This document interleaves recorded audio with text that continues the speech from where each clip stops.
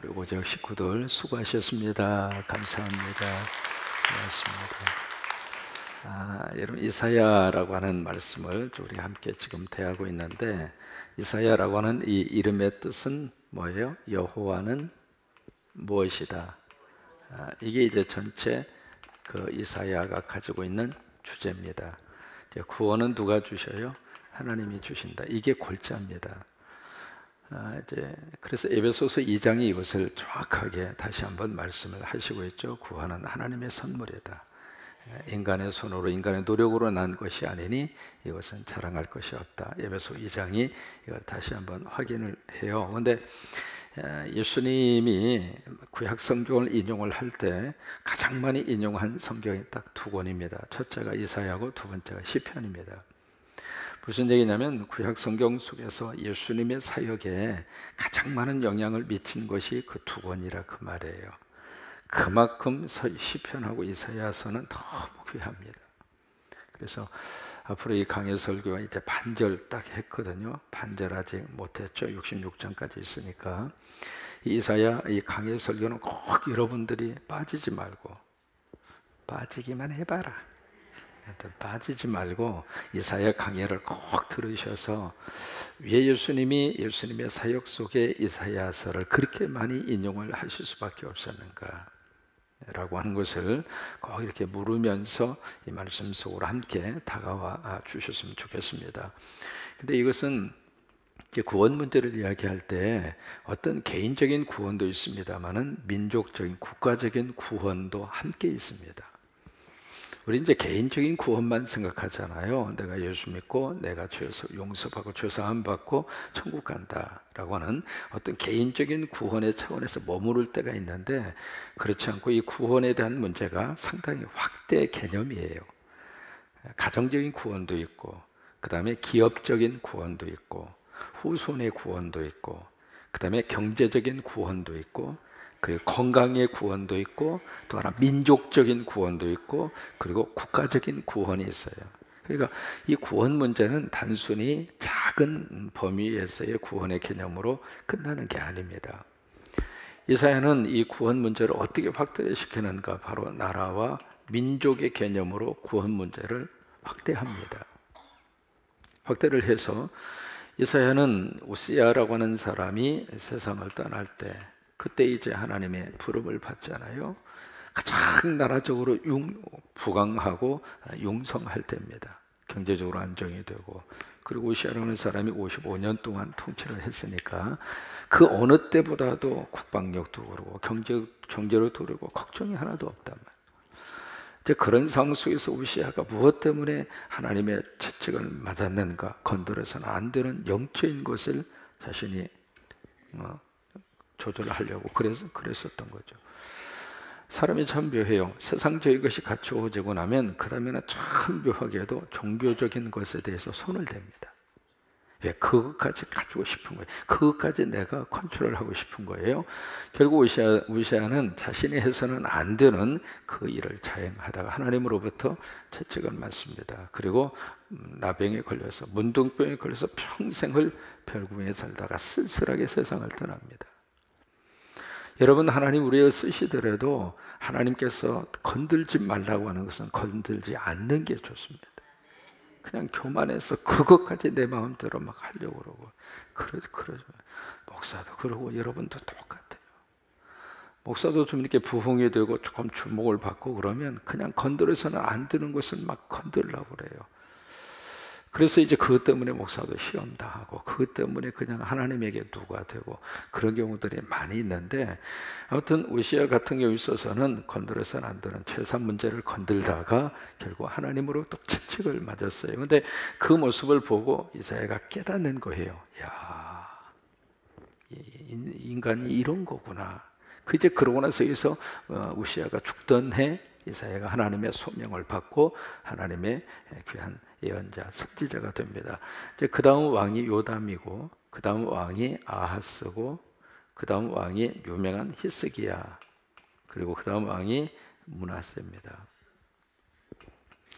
그러니까 상당히 오랫동안 이사야는 한 50년 동안 사역을 했는데 오랫동안 이 사역을 하면서 요담, 아하스, 히스기야, 이제 가장 많은 활동을 한 것이 아하스, 히스기야라고 하는 시대이고, 그리고 이제 므낫세라고 하는 이 왕이 통치할 때는 전반부 앞에서 잠깐 활동을 하고 이사야가 세상을 떠납니다. 지금 이사야는 이 구원 문제를 국가적인 문제로 이제 확대를 시켰는데, 그 이유가 바로 뭐냐면, 바로 이 아하스 이 왕이 통치하던 시대에 윗동네 북쪽 이스라엘이 아수르 제국에 의해서 그 멸망을 당해요. 멸망을 당해서 나라가 완전히 없어져 버리고 만 거예요. 그 상황 속에서 아하스 왕은 어떻게 하면 우리 남쪽에 살아갈 수 있을까 생각하다가, 이제 그 당시에 거대한 제국이 위에는 아수르가 있었고 밑에는 애굽이 있었단 말이죠. 그 두 개의 제국이 세력 확장을 위해서 아수르는 남아 정책, 그리고 애굽은 북방 정책, 서로 이제 마치 풍선이 바람이 들어가면 밝게 커지는 것처럼 이 제국들이 각각 우아래에서 자기 세력을 확장시키기 위해서 아주 경쟁하고 있었던 그런 시절이에요. 그러니까 이 나라가 그 가운데 샌드위치처럼 가운데 푹 들어가 있잖아요. 푹 들어가 있으니까 참 그 상황에 이 말 그대로 이럴 수도 없고 저럴 수도 없고 저럴 수도 없고 이럴 수도 없고 그런 상황이라고요. 이 이사야서를 우리가 읽어보면은 꼭 우리나라 상황하고 어쩜 그래 똑같은지 말이에요. 그런 속에서 어느 쪽으로 가야 우리가 살 수 있을까? 어느 쪽으로 가야 이 나라의 국가적인 이 구원 문제를 해결할 수 있을까 생각을 하면서 아하스, 히스기야가 자꾸 이제 애굽 이 제국 자체도 자기의 세력을 확장시키기 위해서 자꾸 이 남쪽 유다에게 우리 쪽으로 와라, 우리 쪽으로 붙어라, 그래야 네가 산다 라고 하는 그런 제안을 이 애굽이 계속 던지고 있는 거예요. 그런 속에서 이제 마음이 기울어질 수밖에 없었던 거죠. 그 속에서 줄기차게 하나님이 이사야를 통해서 주시는 말씀의 내용이 이거예요. 구원은 누가 주는가? 구원은 누가 주는가? 구원은 누가 주는가? 이 문제예요. 나라의 구원도 하나님에게 있다. 개인의 구원도 하나님에게 있고, 가정의 구원도 하나님에게 있고, 경제적인 구원도 하나님에게 있고, 건강의 구원도 하나님에게 있고, 결국 구원은 누가 주는가? 여기에 답을 찾아내. 그 메시지를 계속해서 이스라엘 백성들에게 지금 전해주고 있는 하나님의 사람이 이사야예요. 오늘 말씀도 세 가지의 내용을 담고 있습니다. 가장 먼저 주신 말씀은 애굽 의지하지 말라. 그게 이제 1절에서 3절까지입니다. 부이라고 하는 것은 절이라고 하는 뜻이에요. 1절에서 3절까지 애굽 의지하지 말라. 심지어 그렇게까지 이야기해요. 애굽은 신이 아니다. 애굽은 사람이다. 그럼 왜 애굽을 의지하지 말라고 말씀을 하시는가? 첫째, 애굽을 의지하는 순간 하나님을 떠나는 거다. 우리가 하나님 등지고 우리 인생이 잘 될 것 같아요? 성경을 통해서 우리가 느끼는 거 있습니다. 아니에요. 넘어지더라도 하나님 앞에서 넘어져야 하나님이 세워주세요. 하나님 등지고 넘어지면 누구도 세우지 않습니다. 그게 이제 오늘 1절에서 3절의 말씀의 내용이 바로 그건데, 자 한번 보실까요? 1절에 보시면 도움을 구하러 애굽으로 내려가는 자들은 화가 있을지언정 그들은 말을 의지하며, 이 말은 바로 뭐냐면 애굽의 말이에요. 이 타는 말. 이 애굽이 그 당시에 여러분 이 말을 어떤 전쟁의 도구로 활용할 수 있었다고 하는 것은 전쟁 양상이 180도로 확 바뀌어버린 거예요. 그 전에는 그냥 말 없이 그냥 고대 전쟁 기억하시잖아요. 근데 그 말을 전쟁에 활용했던 그 민족이 애굽 사람들이거든요. 그러니까 애굽 사람들은 벌써 그 당시에 기마병이 있었단 말이죠. 그러니까 지금으로 말하면 최신식 무기를 딱 보장하고 있었던 사람들이 애굽이란 말이죠. 지금 뭐 수소폭탄, 원자폭탄 이거 들어보지도 못한 그런 무기들이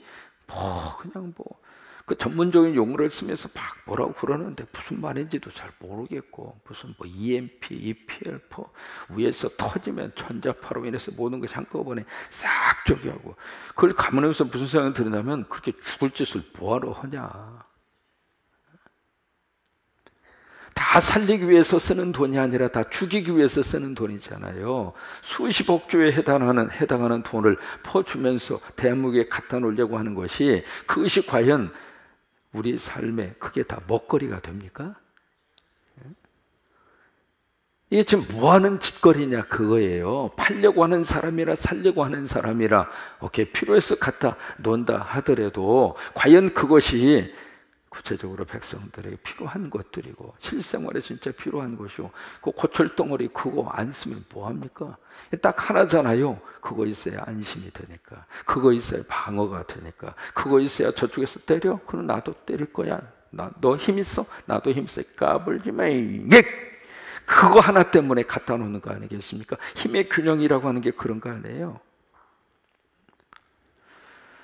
이게 참 사랑이 묘해요. 그런 것들, 그 어떤 심리적인 안정, 그리고 어떤 국방력을 통해서 상대와의 싸움에서 기선을 제압하기 위한 그런 목적으로 이제 많은 것들을 갖다가 놓습니다만은, 과연 그것이 진정으로 우리에게 생명과 직결된 진정으로 필요한 것인가라고 하는 생각을 안 해볼 수가 없단 말이죠. 이 애굽 사람들은 그 당시에 그 이상으로 이 국방력이 튼튼하게 가지고 있었는데, 이 애굽의 말을 의지하고 병거의 많음과 마병의 심히 강함을 의지하고 이스라엘이 걸어가신 일을 앙무하지 아니하며 여호와를 구하지 아니하나니, 이게 애굽으로 내려가는, 애굽을 의지하는 자의 모습이라고 하는 거예요. 성경에서 이 애굽은요, 끊임없이 우리에게 여러 가지 많은 말씀의 의미를 담고 있는 게 애굽이라고 하는 단어입니다. 세상을 애굽으로 해석할 수도 있고, 하나님이 없는 세력을 애굽이라고 말씀하고 있고, 우상 숭배자들을 애굽이라고 말씀하고 있고, 그러니까 애굽으로 가지 말라 그 말이에요. 결국 애굽으로 가는 것은 어떤 것이고 어리석은 짓이다. 왜? 애굽과 함께 망하기 때문이다. 그게 이제 첫 번째 주시는 말씀이고, 두 번째로 하나님께로 돌아와라. 그게 이제 두 번째 메시지예요. 하나님께 돌아와라. 이게 이제 4절에서 6절까지 하나님께로 돌아와라. 왜? 하나님에게 구원이 있고 하나님에게 살 길이 있고, 그러니까 지금 우리 민족적으로도 영적으로 하나의 어떤 선택을 하고 결단을 해야 할 그런 순간이에요. 이 속에서 하나님을 붙잡으면 하나님이 역사하시고 하나님이 도와주신다는 믿음으로 영적으로 바로 딱 서서 경각 힘을 가지고, 다음 주로 이게 총회를 합니다만은, 총회 자료집에 와서 이렇게 들여다보니까 지금 통계적으로 1년 만에 교단적으로 한 2만 4천 명이 빠져나갔어요.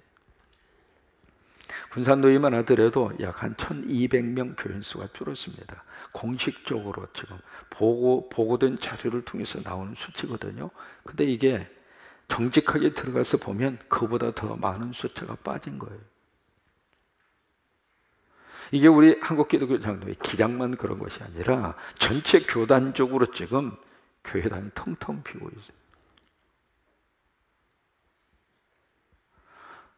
교회 학교가 없는 것은 이미 가장 큰 교단 예장, 그쪽에 통합이나 합동, 벌써 50% 이상의 교회 학교가 문을 닫았어요.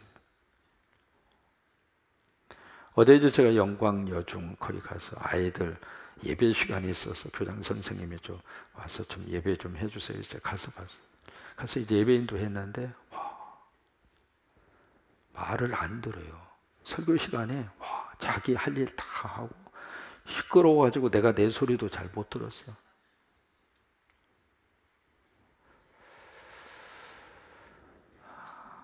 이게 지금 여러 가지 국제적인 정세, 그리고 불안한 그런 요소, 그것도 참 우리에게 있어서 가슴이 아프지만은 또 하나 지금 영적으로 완전히 지금 빨간불이 켜져 있는 것 같아요. 우리가 다시 한번 철저하게 구원은 세상에 있는 것이 아니라 하나님에게 있다는 거예요.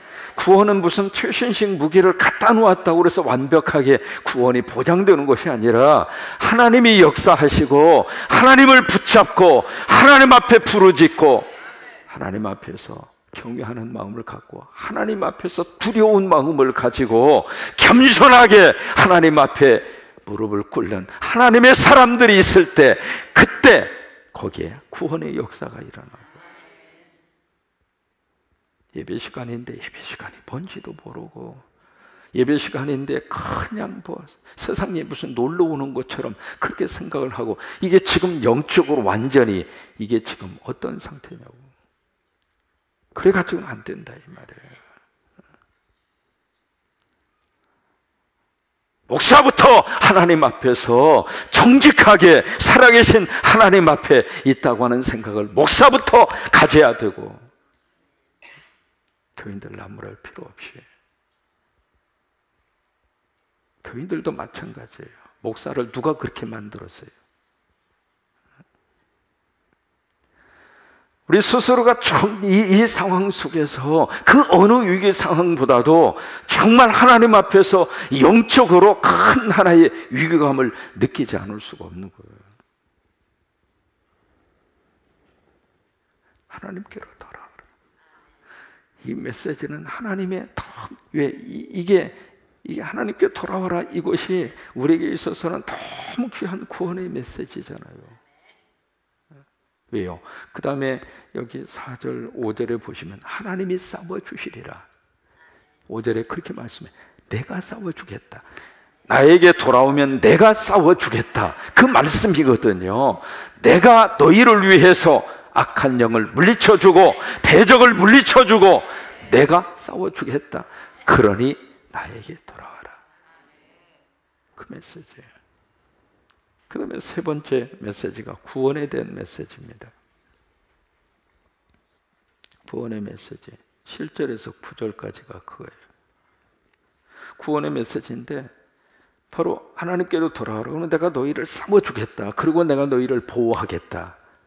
그 말씀을 여기 4절에서 6절까지 하시거든요. 내가 너를 보호해 주겠다. 신명기에서는 그렇게 말씀을 하시죠. 독수리가 그 새끼 위에 너풀거리며 그 위로, 그 날개 위로 새끼를 업은 같이 내가 너희를 업으리라. 내가 너희를 보호하리라. 신명기 32장 그렇게 말씀을 하시고 있잖아요. 그런 것처럼 내가 너를 보호해 주겠다. 그러니 나에게 돌아와라. 저는 이 새벽에 더 많은 성도들이 와서 울부짖어야 돼요. 일이 벌어진 다음에 어떻게 할까 걱정하면 이미 그 걱정은요 어떻게 할 수가 없어요. 그러니까 일이 벌어지기 전에 먼저 하나님 앞에 나와서 더 많이 기도하고 더 많이 부르짖고 더 많이 간구하고. 왜요? 정신 차려야 될 시대예요. 그래서 하나님께로 돌아와라. 그러면 여기 7절에서 9절까지 구원해 주겠다. 그래서 마지막 저희가 승리입니다. 승리에 대한 약속의 말씀을 우리에게 해주시고 있는데 8절에 보시면 그렇게 말씀하세요. 아수르는 칼에 엎드려질 것이고 사람의 칼로 말미암지 아니하겠고. 그러니까 아수르가 망하게 될 터인데, 아수르가 엎드려질 터인데 사람에 의해서 그렇게 된 것이 아니다.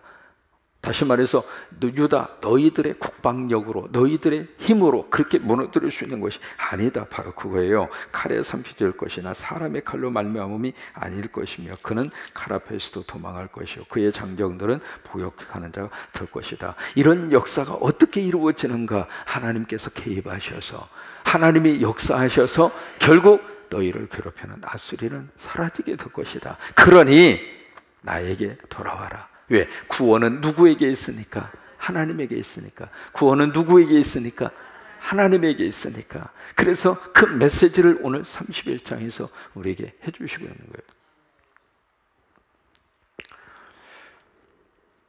거예요. 참 우리 기도 많이 하는 민족이에요. 정말로. 삼각산에 가면 밤중 그냥 그 밤에 제 신학생 시절만 하더라도 삼각산 가서 기도하겠다고 밤중에 가는 교인들이 참 많았어요. 기도원마다 그냥 기도원 집회하면 모여서 막 금식하면서 울면서 기도해요. 지금 기도원 집회가 안 돼. 몇 년 전 제가 여기서 칠보산 기도원에서 집회 좀 해달라고 그래서 딱 가서 집회 딱 보니까 사람이 와야지. 그래서 목회하는 교회에 연락해서 사람 좀 오라고 강사로 담임 목사가 섰는데 이렇게 썰렁해가지고 무슨 재미로 집회를 하냐고 좀 올라오라고 그래가지고 우리 교인들 와가지고 이렇게 교인 집회를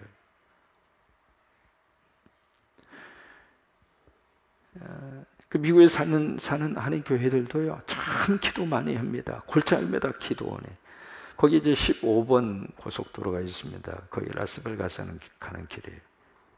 15번 그쪽에 5번을 타고 이렇게 가는데 5번 타고 가다 15번 타고 이렇게 가는데 거기 한국 기도원이 있어요. 있는데 지금 이 시즌이 되면 무슨 바람이 불냐면 산타아나라고 하는 바람이 불어요. 산타아나 바람, 유명한 바람이에요. 그 바람이 무슨 바람이냐면 아주 그냥 말 그대로 동풍이에요. 뜨거운 바람이에요. 그 바람이 굉장히 강하게 붑니다. 강하게 부는데 그 바람이 불면서 뭐가 일어나느냐면 산불이 많이 나요. 그래서 이제 지금도 저쪽에 그 LA 지역에 산불이 나가지고 지금 주택가로 막 밀려오고 막 대피령이 나고 지금 그러고 있거든요. 그러니까 이쪽에 그 산타아나 바람이 불면 화재가 나면 그게요 얼마나 무서운지 이 도로가 거의 한 8차선, 10차선 그 정도 도로인데 그렇게 넓은 도로가 이쪽에서 불이 나면 쫙 하고 건너서 그 도로를 건너서 이쪽으로 불이 붙어요. 나 그렇게 무서운 거 처음 봤어요. 그래서 이제 불이 붙어가지고 막 이렇게 타오르는데 그 기도원에 어디가 있었느냐면 산에 있는 거의 어떠한 이만한 그 약간 능선처럼 생긴 그 꼭대기에다 기도원을 지어놨어요. 그러니까 밑에서부터 불이 붙으니까 방법이 없는 거예요. 그래서 밑에서부터 불이 막 붙어서 산타아나 바람이 불면서 불이 확 하고 이렇게 타오르는데 신기하게도 그 기도원만 뺑 둘러놓고 그 밑에까지도 불이 왔어요. 밑에까지도 불이 와서 타다가 그 기도원만 그대로 있고 싹 비껴서 옆으로 옮겨간 거예요. 화재가 진화가 된 다음에 가서 보고 세상에 이런 일이 있을 수 있느냐. 어떻게 이런 일이 있을 수 있냐. 참 신기하다. 그 생각이 들 정도로. 그래서 그 뒤로 그 기도원에 많은 분들이 와서 기도 열심히 했어요. 야, 신기한 기도원이다. 어떻게 이렇게까지 이런 일이 일어날 수 있을까 싶을 줄. 저도 이제 그곳에 가서 봤어요. 봤는데 고개를 갸우뚱 할 수밖에 없을 정도로 밑에까지 다 올라왔거든요. 올라와서 그건 뭐 그쪽에 타는 것은 뭐 기정사실인데 거기서 바로 앞에서 삥 둘러서 동그랗게 이렇게 거기만 똥 내놓고 불이 꺼진 거예요. 너무 신기하잖아요. 너무 신기하잖아요. 우리 하나님께 돌아와서 기도하고 그래요. 여호와가 구원이시고 하나님이 우리나라의 구원이시고 하나님이 우리 자녀들의 구원이 되시고 그런 은혜가 넘치게 되기를 주의 이름으로 축원합니다.